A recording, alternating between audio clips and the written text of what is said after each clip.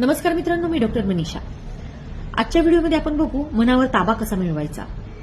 तर त्याआधी आपण हे बघायला हवं की मन कसं कार्य करतं. आपल्या मेंदूकडून मनाला, विचारांना चालना मिळत असते.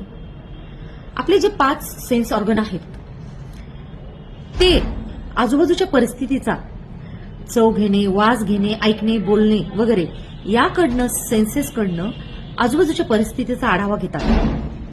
म्हणजेच आपण EI मध्ये जे बघितलं होतं, इमोशनल इंटेलिजन्समध्ये, की मागे आपले जे इलेक्ट्रिक सिग्नल्स काम करतात हे मेंदूच्या समोरच्या भागात येतात. मग तिथे हे भावना आणि म्हणजे हे सिग्नल्स आणि मन या सगळ्यांचं आजूबाजूच्या परिस्थितीच्या घेतलेल्या आढावानुसार एक चित्र निर्माण होतं.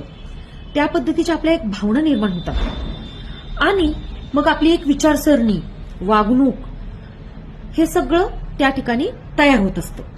तिथे तर्क आणि भावना ज्या आजूबाजूच्या परिस्थितीचं आपण कल्पना करतोय, जग बघतोय, यानुसार तिथे ते निर्माण होतं आणि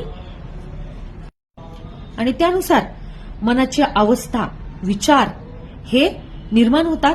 एक चित्र त्या ठिकाणी आपलं निर्माण होत असतं आणि त्यावरून